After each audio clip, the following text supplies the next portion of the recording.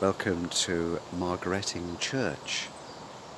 On the outskirts of the village, tucked away, it's an architectural gem, mostly dating back to the 15th century, dedicated to St Margaret of Antioch, a 4th century saint we don't know very much about.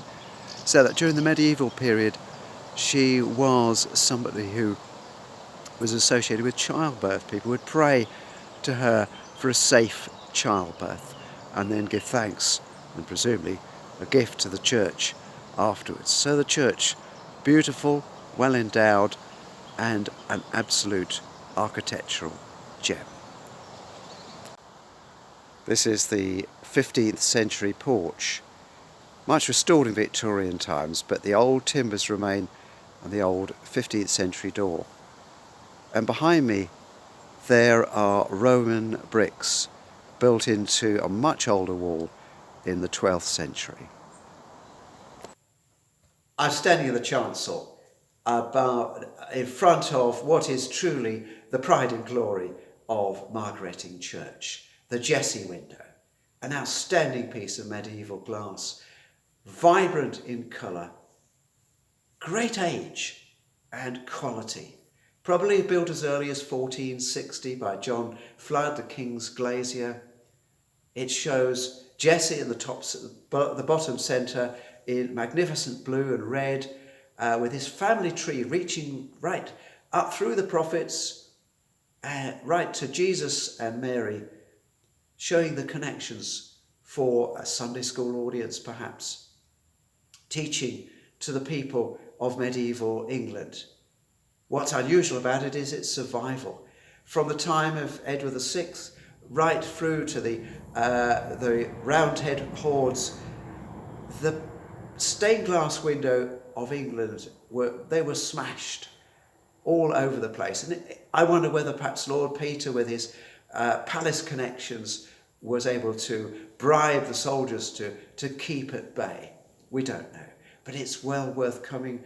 It's a magnificent piece of glass and so rare. So do come and see the Jessie glass. This is the medieval font, again 15th century, probably done with great expense. It's got a beautiful cover on, which would have been lifted off for the children to be baptised. It's lead lined on the inside and would have been filled with consecrated water. I'm in the belfry of the church, sitting in the mid of these magnificent timbers, 15th century timbers, whole tree trunks that have been cut down. You can see the markings of the medieval adzes that are still there to this day, and these trunks are going to carry on supporting this church for a lot longer. This is a memorial to one John Tanfield, who we're told lived virtuously, died religiously, when he served his prince long as a justice of the peace from 1547 to 1625. In his will, he decreed that 10 dozen penny loaves should be given to the poor every Lent. Well, Margaretting Church is not just an architectural gem. It's the parish church of Margaretting. It's special to the village here.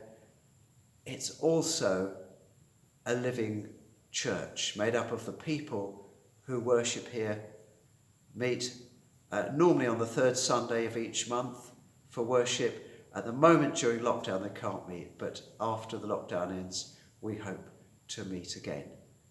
Do come and join us, 10 o'clock on the third Sunday of each month.